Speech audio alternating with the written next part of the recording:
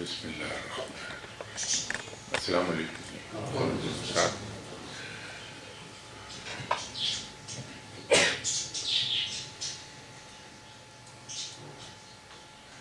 ایک نوجوان تھے،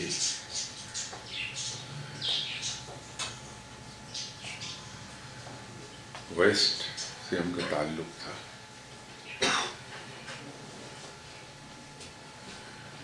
آپ سب کی طرح انہیں بھی جستجو ہوئی کہ روحانیت تلاش کی جائے، کہ روحانیت کہیں مل جائے۔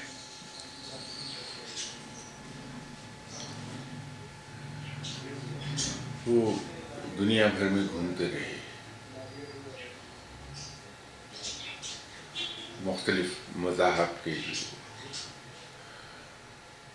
روحانی لوگ تھے، ان سے ملاقاتیں کی، ان کے پاس بیٹھے، بغور مطالعہ کیا۔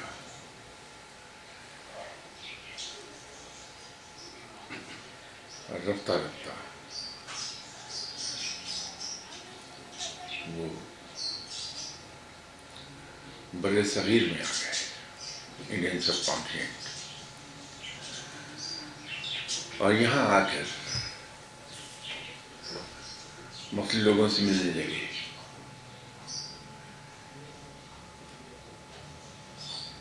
بالآخر ایک دن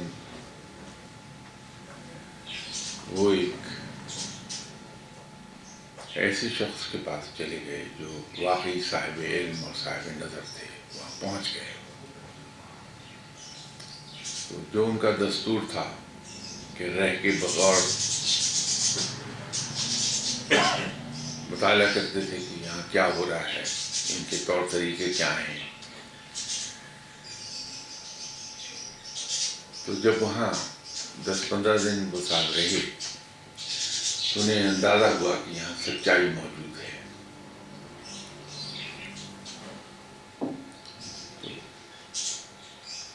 وہ شیخ کی خدمت میں حاضر ہوئے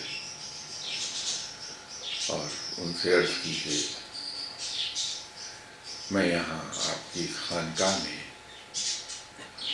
گزشتہ 15-20 دن سے ہوں، اور میں یہ چاہتا ہوں کہ آپ مجھے اپنا شاگرد بنا لیجیے۔ تو ان شیخ نے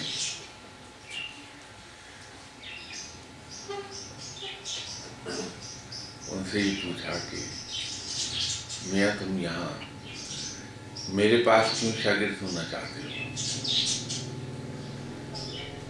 کسی بھلے آدمی کے پاس جا کے اس کی شاگردی اختیار کرو۔ تو اس نے پھر بتایا کہ میں امریکہ سے شروع ہوا تھا، Europe, Middle East, Far East سے ہوتا ہوتا میں یہاں آیا ہوں۔ تمام مذاہب میں نے دیکھا ہے، لیکن مجھے وہاں سچائی دکھائی نہیں دی۔ اب آپ کے پاس آیا میں تو میرا دل یہ چاہتا ہے کہ میں یہاں شاگرد اختیار کر لوں۔ تو یہ وجہ ہے کہ میں آپ کے ہاتھ پہ بیعت ہونا چاہتا ہوں۔ ان صاحب نظر نے ان کو بڑا خوبصورت جواب دیا۔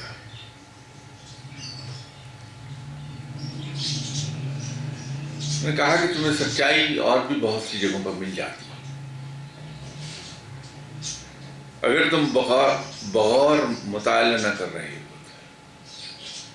اگر تم نے ڈیپلی چیزوں کو نہ دیکھا ہوتا تو تمہیں بہت سی جگہوں پر سچائی ملتی۔ یہ بات اس نالج سیکر کے لیے بالکل نئی تھی کہ اس ان پڑھ آدمی نے یہ کیا ایک نقطہ مجھے بیان کیا جو دنیا کی کسی کتاب میں نہیں ملتا، بلکہ اس نقطے کو رد کرتی ہیں دنیا کی کتابیں. دنیا کی ہر کتاب تو یہ کہتی ہے کہ ہر چیز کا بغور مطالعہ کیا جائے، اس کو ڈیپلی اسٹڈی کیا جائے، اس کی گہرائی سے دیکھا جائے تاکہ اس کی اصلیت ہمارے سامنے آ جائے. اور یہ صاحب نظر یہ کہتا ہے کہ اگر تم نے ڈیپلی نہ دیکھا ہوتا تو تمہیں سچائی مل جاتی. تو اس نے کہا کہ صاحب یہ بات آپ کی میری سمجھ میں نہیں آئی. تو ان صاحب نظر نے ان سے کہا کہ دیکھو،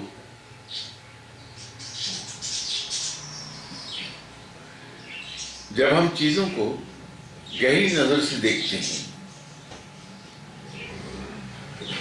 تو ہم چیزوں کو سبجیکٹولی دیکھ رہے ہوتے ہیں. ہم سبجیکٹو ہوتے ہیں.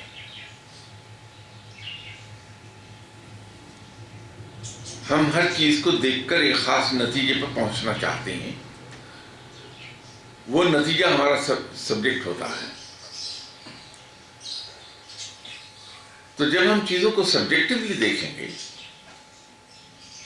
تو سچائی کبھی ہمیں نظر نہیں آئے گی. سچائی پر خول چڑھ جائیں گے ہماری اپنے نقطۂ نظر پہ. تو یوں وہ گہنا جائے گی سچائی، وہاں تک ہم پہنچ نہیں پائیں گے. انسان صرف اسی وقت علم سیکھ سکتا ہے جب وہ علم سیکھنے کی ڈیلیبریٹ اٹیمپٹ نہ کر رہا ہو. جو کانشیس ایفرٹ ہے علم سیکھنے کی، اگر نہ کی جائے تو علم انسان سیکھ جاتا ہے. اور اگر علم سیکھنے کی کانشیس ایفرٹ کی جائے تو بات پلے پڑتی نہیں.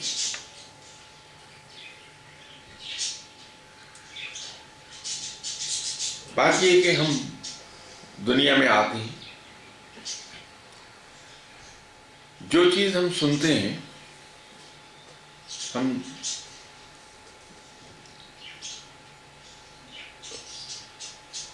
وہ سننے پہ مجبور ہوتے ہیں جو چیزیں ہمارے کان میں پڑ رہی ہوتی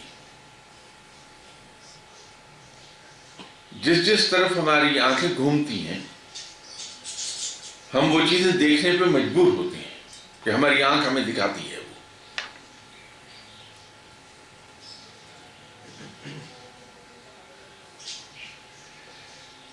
اگر ہم 100 چیزیں پڑھی ہیں وہاں، ان میں میز دیکھنا چاہتے ہیں تو باقی سب چیزوں کو ہم سرسری نظر سے دیکھیں گے اور ہمیں یاد نہیں رہیں گی کہ وہاں کیا کیا پڑا تھا. صرف میز کی ہم تلاش کریں گے. تو اگر وہاں 100 چیزیں پڑھی ہیں ان میں ایک میز ہے تو ہم 99 چیزوں کو نہیں دیکھیں گے، اس کو رجسٹر نہیں کر پائیں گے. سرسری نظر سے دیکھیں گے، رجسٹر نہیں ہوگی وہ بات، کیونکہ ہمیں تلاش میز کی ہے. ان 100 چیزوں میں سے ہم میز کو ڈھونڈ نکالیں گے کہ یہ میز ہے. لیکن 99 چیزوں کو جاننے سے قاصر ہو گئے ہم صرف ایک میز کی خاطر. لیکن اگر ہم میز تلاش نہیں کر رہے تو انہی 100 چیزوں کو جب ہم دیکھیں گے تو 100 کی 100 چیزیں رجسٹر ہو جائیں گی ہمارے ذہن میں. ہم وہ 100 چیزیں سیکھ جائیں گے.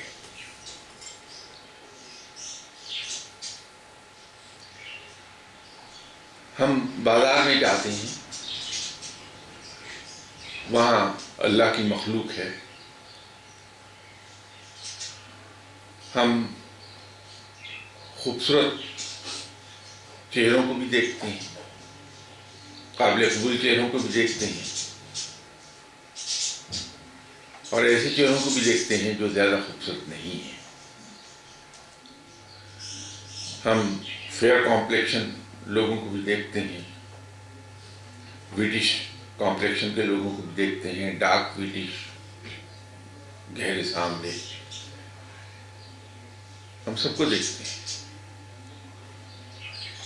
لیکن اگر ہم ایک پرٹیکولر کمپلیکشن کو دیکھنا چاہیں گے باقی سب کو ہم اگنور کرتے چلے جائیں گے. تو اسی طرح جب ہم علم میں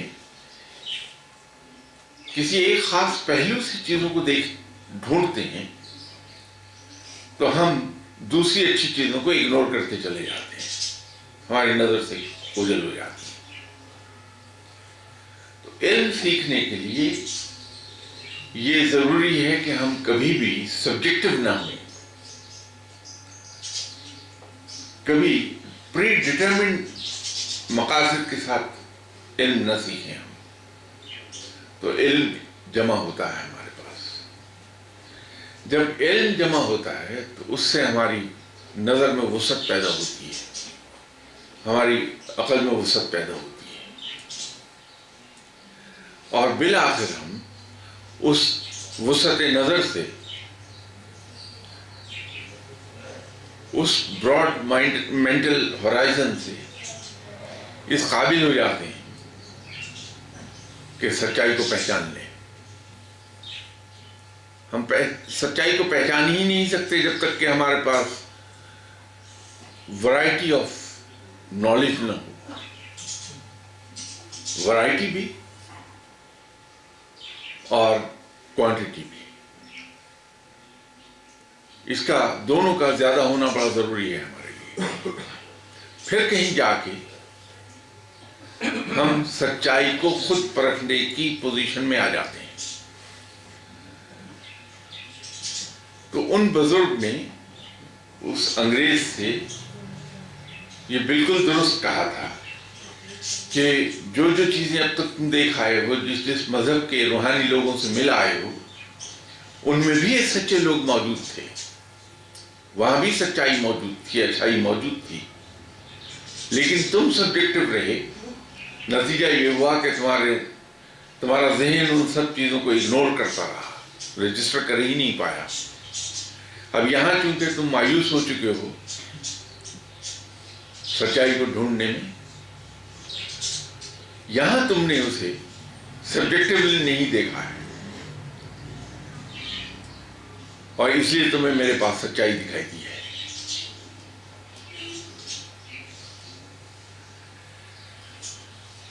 तो साहब बात ये है कि जब हम रूहानियत की तलाश में निकलेंगे तो रूहानियत मिलती नहीं है। इसलिए कि हम रूहानियत के अलावा तमाम चीजें इग्नोर कर देते हैं, उनसे मुंह मोड़ जाते हैं, उनको उसके लिए हम रिसेप्टिव नहीं रहते, हमारा जहन रिसेप्टिव नहीं रहता। नतीजा ये है कि रूहानियत हमारे हाथों में आके निकल जाती है कि हम उसको पहचानने की पोजीशन में ही नहीं रहते, ना हमारे पास इल्म हो, ना हम उसे पहचान सकें। और इल्म उस वक्त होगा जब हम हर चीज को रजिस्टर करते जाएं, सीखते चले जाएं। तो वही जो इल्म हमारे पास सीखते सीखते जमा हो गया है, वही इल्म हमें रूहानियत को पहचानने में मदद कर देगा। आप, मैं, कोई और इसलिए पीछे रह जाते हैं कि हम जहां जाते हैं वहां रूहानियत को तलाश करते हैं। फिर सरफराज शाह साहब के पास चूंकि इल्म नहीं है, इसलिए अपनी कम इल्मी में शाह साहब ने अपने मयार मुकर्रर किए हैं। यार्डस्टिक शाह साहब की अपनी ही है रूहानियत के लिए। क्योंकि शाह साहब सिर्फ रूहानियत देखना चाहते हैं, इसलिए किसी की कोई और बात सुनने को तैयार ही नहीं है।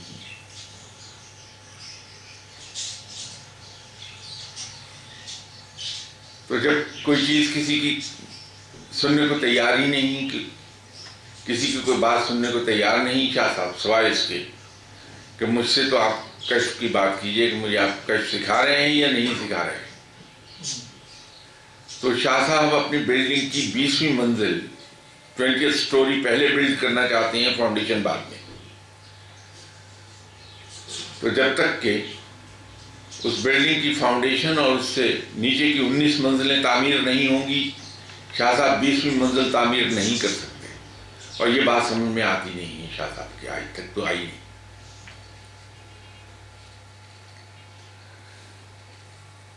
शाह साहब को एक आदत हो जानी चाहिए कि अगर कहीं वो खड़े हैं और वहां लोग जुआ खेल रहे हैं, उसको भी शाह साहब बड़े इत्मीनान से देख के सीख रहे हैं कि अच्छा इसको जुए को इस तरह खेला जाता है। कोई चोर चोरी कर रहा है तो उसको भी अगर शाह साहब देखते हैं कि चोर ऐसे चोरी करता है, तो चोरी के फन के बारे में इंफॉर्मेशन जमा हो जाएगी शाह साहब के पास। कोई शख्स झूठ बोल रहा है तो शाह साहब उससे झूठ बोलने के फन को सीखते हैं कि अच्छा ये झूठ बोलने का फन ऐसे होता है। ये सब चीजें सीखते सीखते शाह साहब का दिमाग अल्लाह इतना पॉलिश कर देगा कि वो अच्छे और बुरे में तमीज करना सीख जाएंगे। और जब शाह साहब का ज़हन अच्छे और बुरे की तमीज खुद करने लगेगा तो सच्चाई को खुद शाह साहब दरियाफ्त कर लेंगे। बहुत सिंपल बात है, सादा।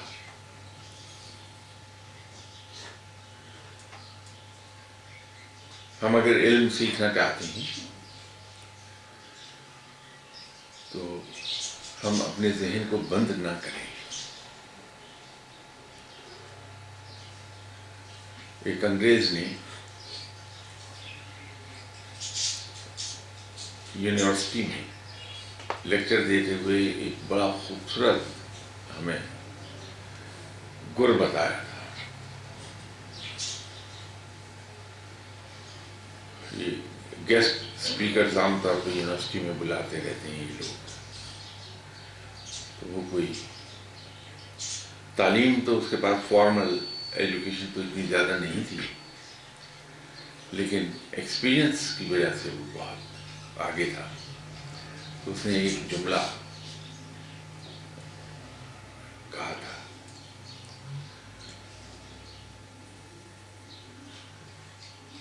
if you want to succeed in your business, meet more people, more people, more people and more people.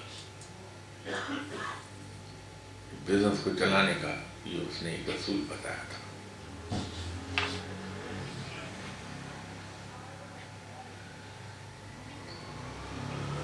मेरा कहना इल्म के बारे में ये है कि अगर हम इल्म सीखना चाहते हैं तो फिर हम दूसरे को सुनने की आदत डालें। अपनी ना कहें, दूसरों की सुने। लेकिन somehow or the other लड़कपन में कहीं किसी साहब से शेर मैंने सुन लिया था, वो मेरे जहन पर ऐसा जमा कि आज तक उसी पे अमल करता हूँ। वो शेर उन्होंने कुछ इस तरह कहा कि बहरा हूं तो क्या, फायदे में हूं, लोगों की नहीं सुनता, अपनी ही कहे जाता हूं।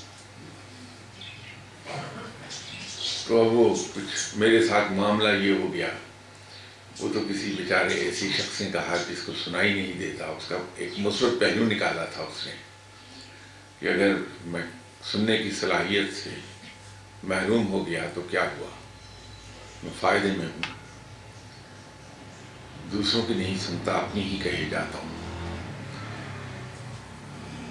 इल्म से दूर रहने का गोल्डन प्रिंसिपल कि दूसरों की न सुनिए, अपनी ही कहे जाइए, तो इल्म से दूर रहेंगे। ये बड़ा सुनहरी असूल है इल्म से भागने का। लेकिन अगर इल्म सीखना है तो दूसरों की सुनिए, अपनी ना सुनाइए। बड़ी तेजी से इल्म आता है।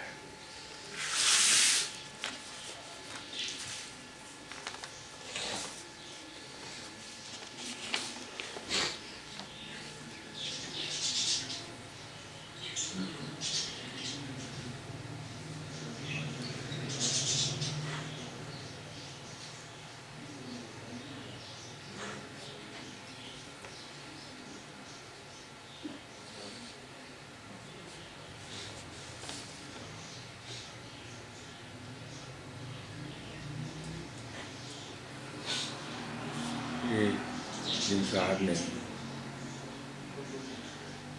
اس کا صحیح ترجمہ آیت کا پوچھا ہے، جو ترجمہ انہوں نے نمبر 2 پہ لکھا ہے. کہا میں نے وہ بات دیکھ لی تھی جو اوروں نے نہیں دیکھی، اس لیے اللہ کے رسول صلی اللہ علیہ وسلم کی پیروی میں نے بھی کچھ حصہ لیا، پھر چھوڑ دیا کہ میرے نفس نے اس کو ذرا کریکٹ کر دیے گا، جی کی جگہ نفس ہے یہاں، کہ میرے نفس نے ایسی ہی بات سجھائی تھی. یہ ترجمہ اس کا زیادہ درست ہے.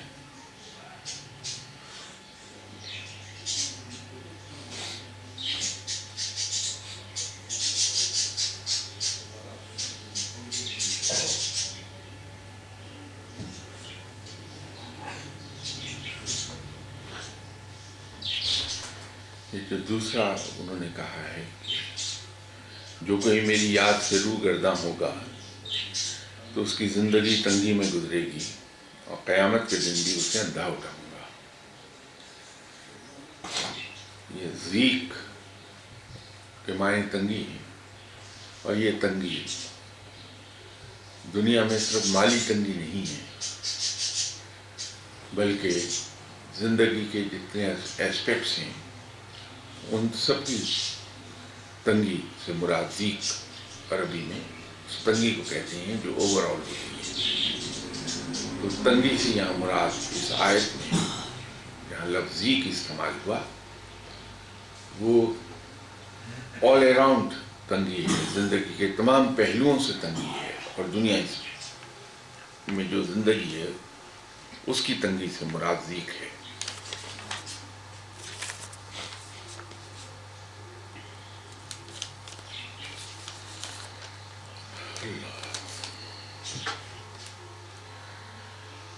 کسی صاحب کا ایک سوال ہے کہ ایک انسان جو دلی طور پر اللہ تعالیٰ کی معرفت رکھتا ہے اور اس کو یہ علم ہے کہ اللہ تعالیٰ کا کوئی شریک ہے نہ ساجی، وہ انسان اللہ تعالیٰ کو اس کی تمام صفات سے جانتا ہے کہ اس جیسی کوئی شے نہیں، پھر یہ شخص مر جاتا ہے اور اس نے اپنے ایمان کا اظہار نہیں کیا ہوتا. وہ شخص کیا مومن کی حیثیت سے مرا یا کافر کی حیثیت سے؟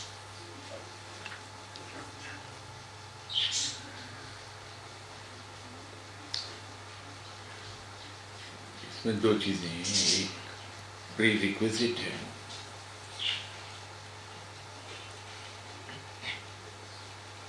اور ایک اعلان ہے. اگر کوئی شخص دل میں کلمہ پڑھ لیتا ہے اور دل میں یہ بات کہتا ہے کہ میں ایمان لایا اس رب پر جو وحدہ لا شریک ہے، اور میں ایمان لایا اس بات پر کہ آپ صلی اللہ علیہ وسلم اس کے رسول ہیں، اور اس نے حالات کے جبر یا کچھ اور مجبوریوں کے تحت اس کا اعلان نہیں کیا، تو بھی وہ مسلمان ہو گیا، کیونکہ اس نے پری کنڈیشن پوری کر دی، پری ریکویزٹ اس کی پوری ہو گئی کہ وہ اللہ کو ایک جانے اور آپ صلی اللہ علیہ وسلم کو اللہ کا سچا پیغمبر جانے. مسلمان غیر مسلم سے مسلمان ہونے کے لیے اتنا ہی کافی ہے. دوسری چیز ہے کہ مباح کیا ہے. مباح یہ ہے کہ اس کا اعلان کر دیا جائے، لوگوں کو کہہ دیا جائے کہ میں آج سے مسلمان ہو گیا. لیکن اگر جبر ہے حالات کا یا کچھ معاملات ایسے ہیں جن کے تحت وہ اعلان نہیں کر پا رہا، تو وہ بہرحال مسلمان ہوگا. تو یہ جو کنڈیشن آپ نے لکھی، یہ تو کلیتاً مسلمان ہو گیا بندہ، بے شک اس کا اعلان وہ نہیں کر پایا کسی وجہ سے، تو اس کی موت اسلام ہی میں ہے.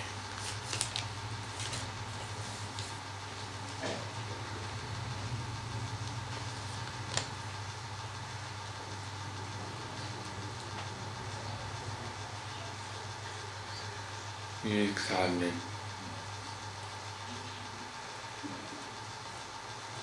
کہ آپ نے اپنے ایک لیکچر میں کہا تھا کہ آپ بیعت نہیں لیتے، جبکہ کچھ دن پہلے ایک صاحب سے ملاقات ہوئی جو لندن سے آئے تھے، وہ کہہ رہے تھے کہ وہ اور ان کے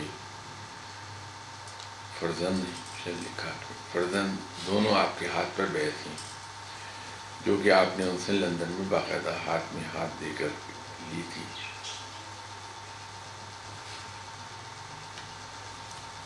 اصل میں میرے لیے دشوار موقع وہ ہوتا ہے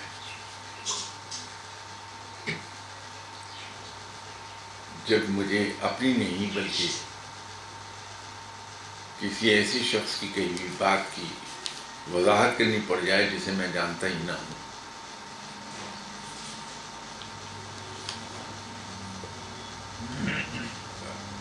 اگلے دن مجھ کو شیخ مجیب الرحمن صاحب کی روح گریبان سے پکڑ کے سر راہ کھڑی ہو گئی کہ وہ جب بنگلہ دیش میں سن 70 کے الیکشنز میں سیلاب آیا تھا تو آج مجھے روحوں نے بتایا کہ وہ آپ لے کے آئے تھے۔ اب اس کی ایکسپلینیشن دینا میرے لیے بڑا دشوار ہو گیا کہ حضور میں نے پھونک ضرور ماری تھی لیکن طوفان اٹھا نہیں میری پھونکوں سے۔ تو حضرت بات یہ ہے کہ کون آپ سے کیا کہہ گیا اس کی وضاحت میں یتیم آدمی کہاں سے کروں گا اس کی۔ میں تو اپنی کہی ہوئی بات کی ایکسپلینیشن آپ کو دے سکتا ہوں کہ بیعت لوگوں کو وہ کرے جو کہیں صراط مستقیم پر ہو، جس کے اندر کوئی نیکی کی ایک ہلکی سی رمق بھی ہو۔ جو شخص گردن تک گناہوں میں ڈوبا ہے وہ دوسروں کو بیعت کیا کرے گا؟ میں تو بھائی آپ کو اگر بیعت کروں گا تو گناہوں ہی کی طرف لے کے جا سکوں گا، اس سے آگے میں خود نہیں سدھر سکا تو آپ کو کیا سدھاروں گا؟ یوں بیعت نہیں کرتا۔ میرے مرشد بہت بڑے آدمی تھے، میں نے بہت کچھ ان کے احوال دیکھے ہیں اور ان کو میں نے بحیثیت مرید کے نہیں دیکھا بلکہ مغربی تعلیم یافتہ انسان کی نظر سے دیکھا۔ اس کے باوجود میں نے انہیں بہت بڑا پایا۔ تو اتنے بڑے صاحب علم ہونے کے باوجود مجھے یاد نہیں کہ انہوں نے کسی کو بیعت کیا ہو بما میرے۔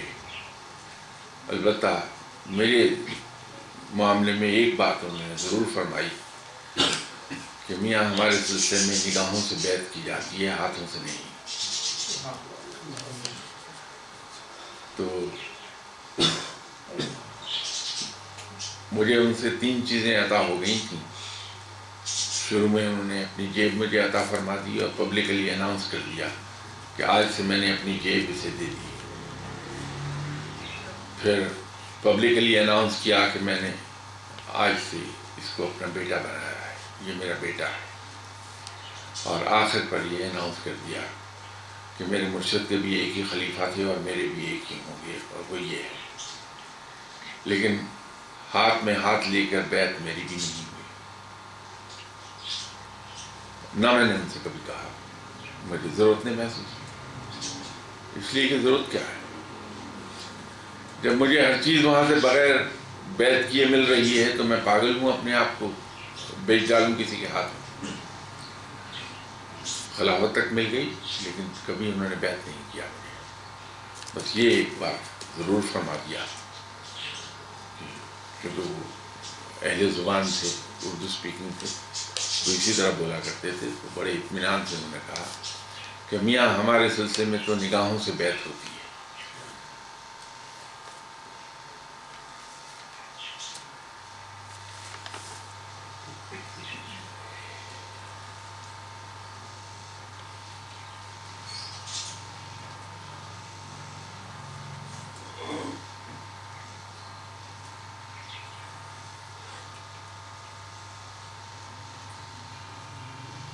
ایک آدمی کا ایک سوال کا جواب میں 2 سوالوں کا جواب دے سکا تھا پریویس سنڈیز میں.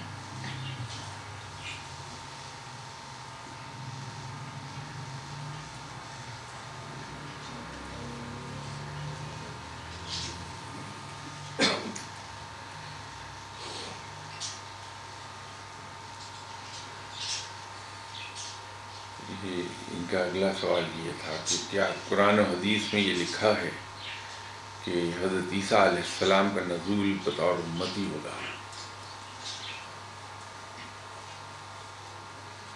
حدیث آپ صلی اللہ علیہ وسلم کا فرمان ہے جو کوٹ ہوا مختلف صحابہ کرام کے ذریعے سے کہ حضرت عیسیٰ علیہ السلام جب تشریف لائیں گے تو بحیثیت مسلمان تشریف لائیں گے. تو ڈائریکٹلی تو یہ نہیں ملتا کہ حضرت عیسیٰ میرے امتی کے حیثیت میں نازل کیے جائیں گے، بلکہ یہ ضرور ملتا ہے کہ حضرت عیسیٰ علیہ السلام بطور مسلمان تشریف لائیں گے. وہ اسلام، یا یوں کہیے کہ اسلام میں اٹھائے جائیں گے. یہ صحیح الفاظ یہ ہیں. تو جو شخص مسلمان ہیں وہ آپ صلی اللہ علیہ وسلم کا امتی ہے. تو اگر حضرت عیسیٰ علیہ السلام جب دوبارہ تشریف لائیں گے دنیا میں اور وہ اسلام میں ہوں گے تو وہ امتی ہی کہلائیں گے. بات سمپل سیدھا سمجھ رہا ہے.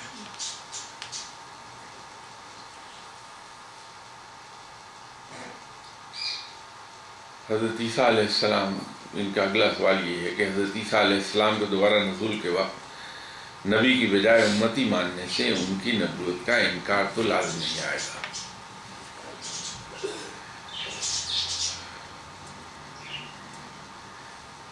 معراج کے واقعے میں مسجد اقصیٰ میں آپ صلی اللہ علیہ وسلم کی اقتداء میں تمام انبیاء کرام نے نماز پڑھی تھی. اسی لیے آپ صلی اللہ علیہ وسلم کو امام النبیین کہا جاتا ہے. اسی نسبت سے ہے. اور تمام پیغمبروں کے بارے میں یہ بات کہی جاتی ہے کہ تمام پیغمبر اسلام میں تھے، مسلمان تھے.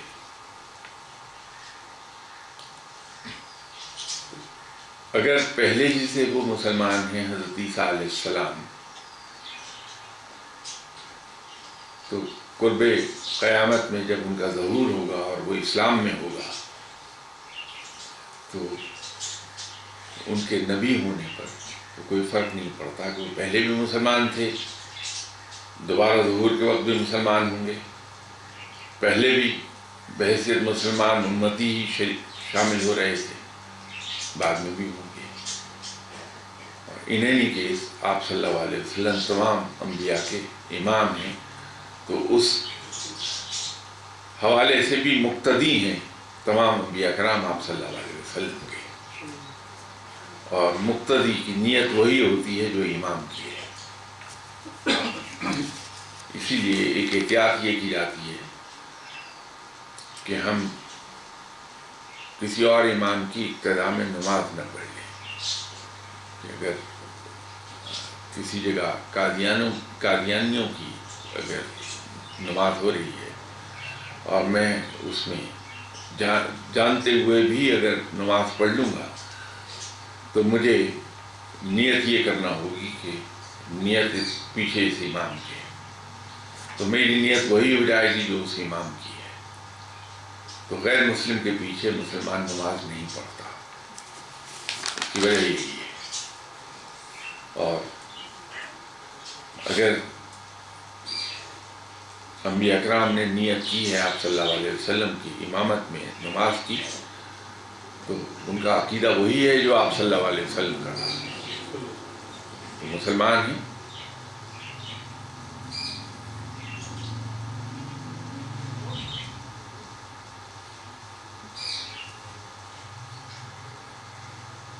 ایک سوال کہ قرآن کے مطابق پیدا کرنا، مارنا اور رزق دینا اللہ تعالیٰ کا کام ہے، جبکہ روایات کے مطابق دجال بھی یہ کام کرے گا. کیا قیامت کے قریب قرآن کی تعلیم بدل جائے گی اور خدا تعالیٰ کے اختیارات دجال استعمال کرے گا؟ نعوذ باللہ۔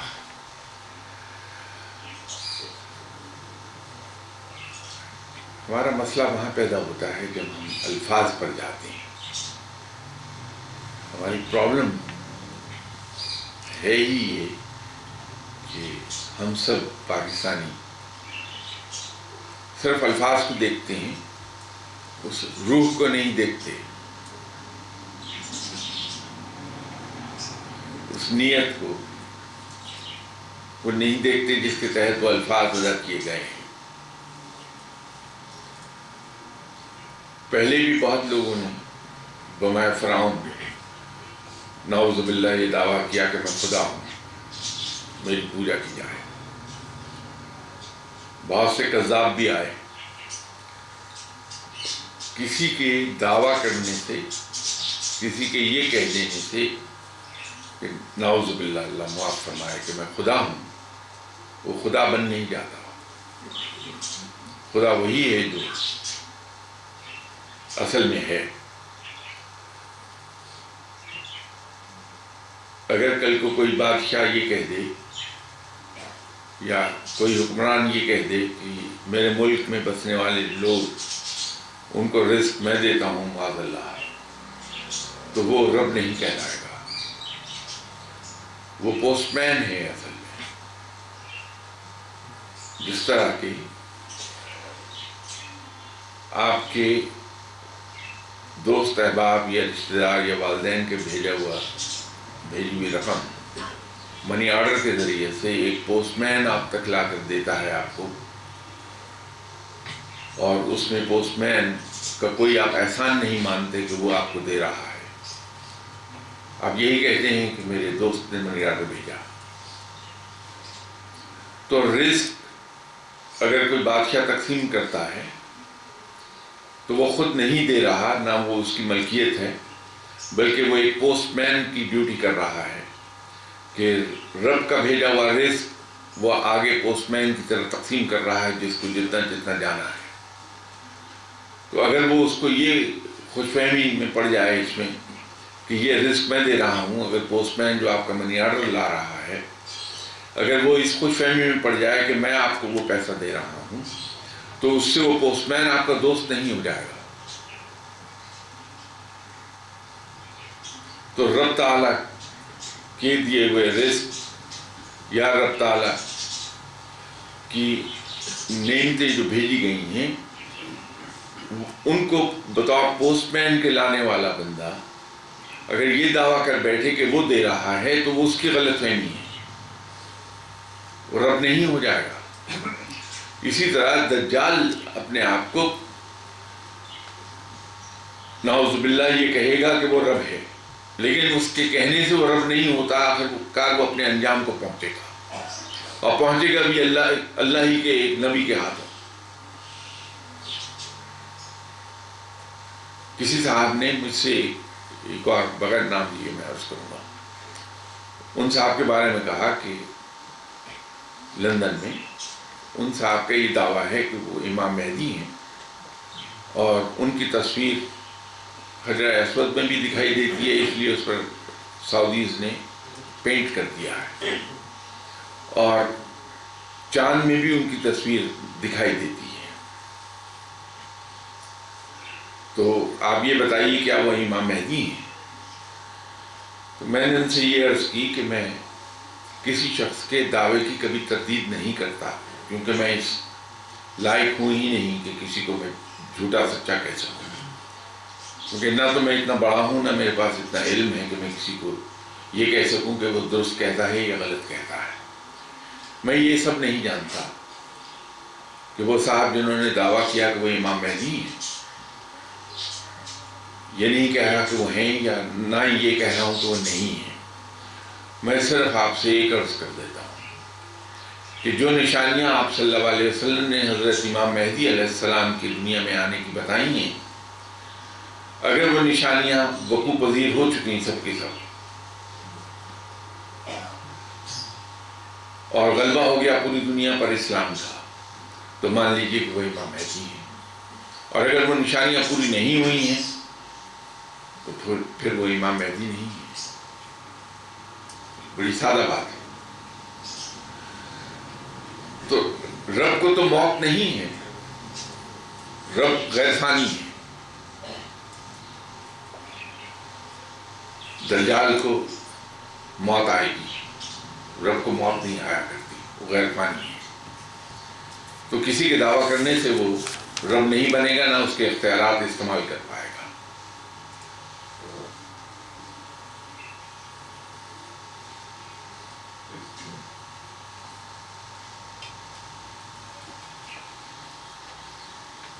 یہ ایک علمی نقطہ انہوں نے انسان نے بیان کیا، بڑا صحیح نقطہ اٹھایا ہے. میرے بارے میں انہوں نے کہا کہ میں نے یہ کہا کہ 70,000 عالم اور 20,000 جہان.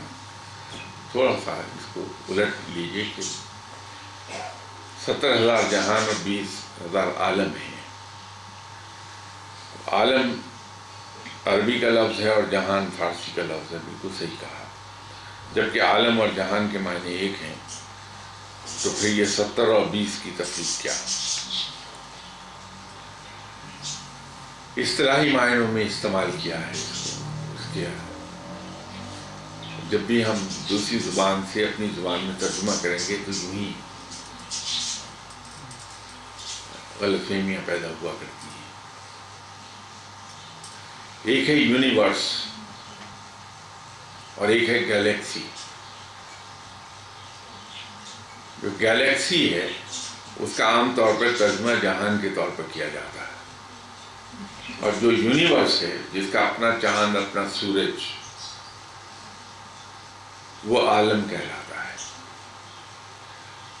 اب کیونکہ میں تو بنیادی طور پر پڑھا لکھا آدمی نہیں، تو اس کا جو ترجمہ ہے اس کو آپ بہتر انداز میں کر پائیں گے. میری تو سمجھ میں جو گیلیکسی کا ترجمہ آیا تو وہ میں نے کر دیا. کہکشاں میں کہہ نہیں سکتا تھا کہ پھر آپ شعر و شاعری کے قصے میں مجھے رگیٹ دیتے کہ میرے گھر کے راستے میں کہکشاں نہیں ہے، تو اس لیے اس کو کہکشاں میں نے نہیں کہا، اس کو جہان کہہ دیا. میری مراد گیلیکسی سے ہے اور عالم سے مراد یونیورس ہے. اس کا ترجمہ آپ کر لیجیے گا. اس لیے میں اوریجنل جس زبان میں بات کہنا چاہتا تھا اس میں عرض کر رہا ہوں.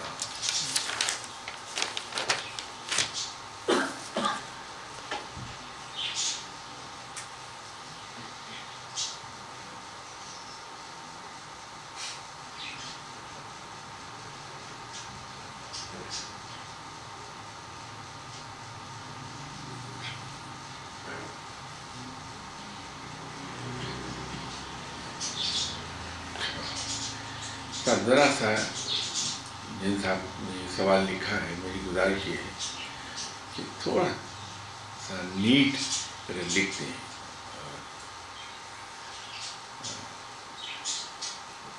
خط شکستہ میں نہ لکھیں. اگر مجھے تھوڑا پڑھنے میں آسانی ہو جائے گی. خاصا دشوار ہے اور وہاں بعض کا غلطی بھی ہوتی ہے اور بعد میں پھر اس پہ سوال اٹھنے لگتے ہیں. تھوڑا سا نیٹلی لکھ دیجیے تاکہ اس کو آسانی سے پڑھا جا سکے. میرے خیال میں یہ سوال صاحب نے کہا ہے کہ میرے خیال میں رب تعالیٰ کی تمام صفات رب تعالیٰ کی صفت حمید میں ہے. اگر یہ میں نے غلط پڑھا ہو تو مجھے بتا دیں کہ مجھے پڑھنا مشکل ہے جس طرح لکھا ہے. اور اس کی انتہا ملک میں ہے.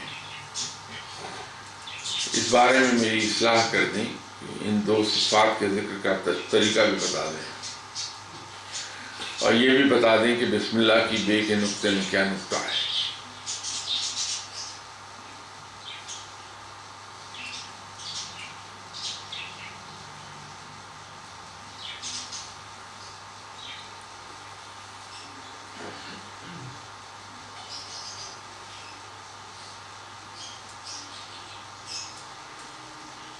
یہ رب تعالیٰ کی ہر صفت اپنی جگہ پر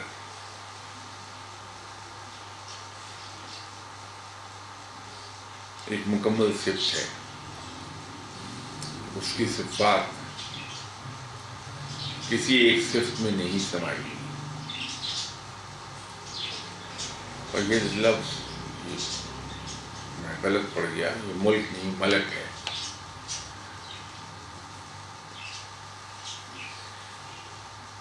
یہ بھی اس کی صرف ایک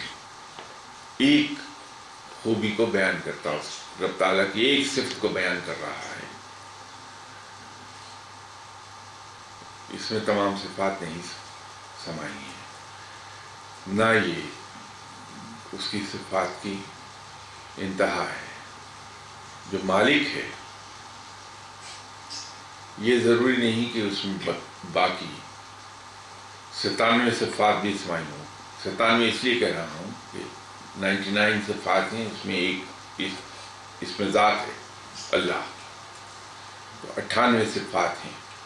تو ان میں سے ملک ایک صفت ہے. تو اس کی صفات ایسی نہیں کہ اس کے یہ ملک جن معنی میں ہم استعمال کرتے ہیں وہ اس کی ایک اپنی صفت ہے، باقی صفات اس کے ساتھ سٹینڈ کرتی ہیں. اسی طرح حمید اس کی ایک صفت ہے، اس میں قہار و جبار نہیں سما سکتا. اس کی دوسری صفات اسی طرح آپ کسی ایک چیز کو لیں گے تو اب حمید میں قہار و جبار نہیں ہو سکتا.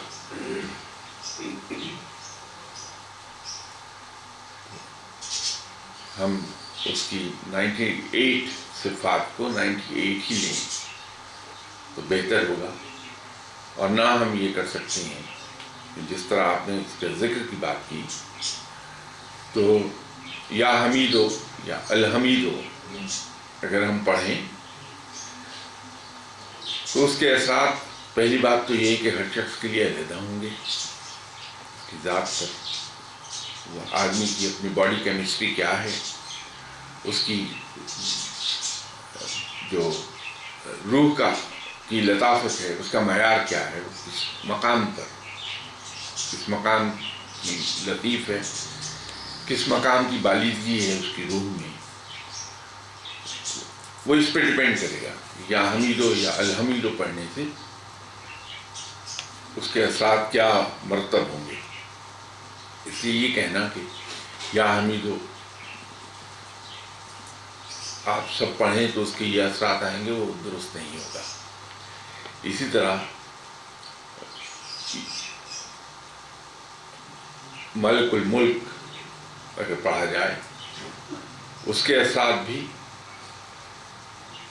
ہر شخص پر ڈفرینٹلی مرتب ہوں گے اور وہ ڈیپینڈ کرے گا کہ کسی شخص کی روح کی بالیدگی اور اس کی لطافت، اس کے اعمال، اس کی تھنکنگ، ان سب چیزوں پر اس کے اثرات ڈفرینٹ ہوتے چلے جائیں گے. تو ہم اگر پڑھنا چاہتے ہیں اللہ تعالیٰ کے اسماء الحسنی تو میری گزارش یہ ہوگی کہ آپ بغیر کسی مخصوص تعداد کے 99 نام پڑھیے تاکہ کسی ایک کے اثرات اس طرح نہ آنے پائیں جیسے کہ کسی وظیفے یا ورد کے طور پر کرنے سے آ جائیں گے. آپ برکت کے لیے پڑھیے کہ رب کو پکار رہے ہیں، اس کو پکارنے کے لیے پڑھیے، اثرات لینے کے لیے نہ پڑھیے. یہ میں اکثر و بیشتر ایک عرض کیا کرتا ہوں کہ ہمارے یہاں جس طرح شادی کی بنیاد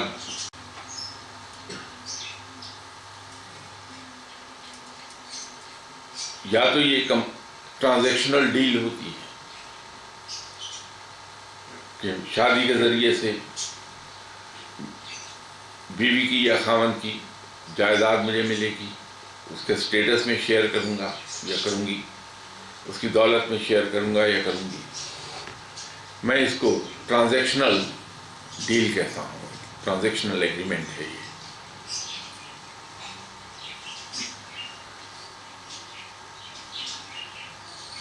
جبکہ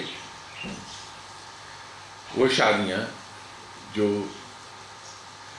ٹرانزیکشنل ڈیل پر ہوتی ہیں یا آؤٹ آف نیسیسٹی کی جاتی ہیں، ان کا رتبہ، ان کا مقام میرے نزدیک بہت نیچے ہے۔ اگر انسان شادی اس لیے کرتا ہے کہ دوسرا شخص میرا لائف پارٹنر ہے، دوسرا شخص میرا کمپینین ہے، دوسرا شخص جو ویڈ لاک کے ذریعے سے ملا ہے وہ میرا دوست ہے، اور چوتھی چیز یہ ہے کہ وہ ہسبینڈ ہے یا وائف ہے، جو بھی معاملہ ہے، وہ بہت عظیم ہے وہ رشتہ۔ تو رب کے ساتھ بھی زیادہ تر ہماری کمرشل ڈیلز ہی ہوتی ہیں کہ ہمیں یہ اثرات مل جائیں اس لیے تجھے ہم پکاریں گے، ہمیں یہ فائدہ مل جائے ہم تجھے پکاریں گے، یا اگر میں تجھے پکاروں تو مجھے یہ فائدہ دے دے۔ یہ کمرشل ڈیل ہے میرے نزدیک۔ تو رب کے ساتھ کمرشل ڈیل میرے نزدیک بہت ہی چھوٹا سودا ہے، بہت کمتر سودا ہے۔ اس کے ساتھ ایک ڈیل کر لی جائے کہ تو اپنا آپ مجھے عطا کر دے بس، اور وہ بھی مشروط ذکر سے نہ کریں آپ۔ وہ دعا میں اس سے کہیے کہ تو اپنا آپ عطا کر۔ جو ذکر ہے وہ تو بغیر یہ خواہش کیے بھی کریں کہ رب مل جائے۔ ذکر اس کا صرف اس لیے کیجئے کہ وہ ذکر کرنے کے لائق ہے، بس، اس سے آگے کچھ نہیں۔ میں اس کا بندہ ہوں، وہ میرا مالک ہے۔ اظہار تشکر کا ایک انداز یہ ہے کہ میں اپنے مالک کو یاد رکھوں ہر وقت۔ تو اظہار تشکر کے طور پہ اسے یاد رکھیے، اسے اس لیے ہر وقت یاد رکھیے کہ وہ یاد رکھے جانے کے لائق ہے۔ اور اگر رب سے کچھ مانگنا ہے تو اس کے شایان شان مانگیے۔ وزیر اعظم کے پاس جا کے یہ نہ کہیے کہ میرے گھر کے سامنے کی جو نالی ہے اس کو ریپیئر کروا دے۔ وزیر اعظم سے اس کے عہدے کے مطابق کچھ مانگیے۔ تو رب سے اگر ہم مانگیں تو اس کے شایان شان کچھ مانگیں، اور رب کے شایان شان صرف خود رب ہے، اس کے علاوہ سب ہیچ ہیں اس کے سامنے۔ تو رب سے اس کی شایان شان ہی مانگیے پھر کہ تو اپنا آپ عطا کر۔ جن صاحب کے پاس میں بیٹھا کرتا تھا، جن کو ایک نیا نام لوگوں نے دے دیا، بڑے شاہ صاحب، تو ایک دن وہ معلوم نہیں کس موڈ میں تھے، تنہا میں اور مرشد صاحب بیٹھے تھے، تو مجھے فرمانے لگے کہ ایک دن میں نے رب سے کہا کہ اٹھا اپنا سب کچھ لے جا، مجھے تیرا کچھ نہیں چاہیے، صرف اپنا ذکر چھوڑ جا۔ تو وقتی طور پہ بات میری سمجھ میں نہیں آئی، تو میں دل میں کہنے لگا کہ یا اللہ کیا شرک بولا ہے انہوں نے۔ لیکن 2-3 دن اس پر غور کرتا رہا تو پتہ یہ چلا کہ اگر رب اپنا ذکر چھوڑ گیا تو لے کے کیا گیا، وہ تو اپنا آپ چھوڑ گیا وہاں۔ تو جس شخص کو رب مل گیا اس کو کیا نہیں ملا؟ بھائی یہ ان قصوں میں کیوں پڑھتے ہیں؟ آپ سیدھا سیدھا رب کو پکاریے، اس کو یاد کرتے رہیے، اور اس کو پکارنے کا سب سے اچھا طریقہ قرآن پاک کی تلاوت ہے۔ بہت سیف ہے، اور انعامات گارنٹیڈ ہیں اس کے، اس جہاں میں بھی اور اگلے جہاں میں بھی۔ انشاءاللہ تعالیٰ اگلی بار بشرط زندگی ملاقات ہوگی۔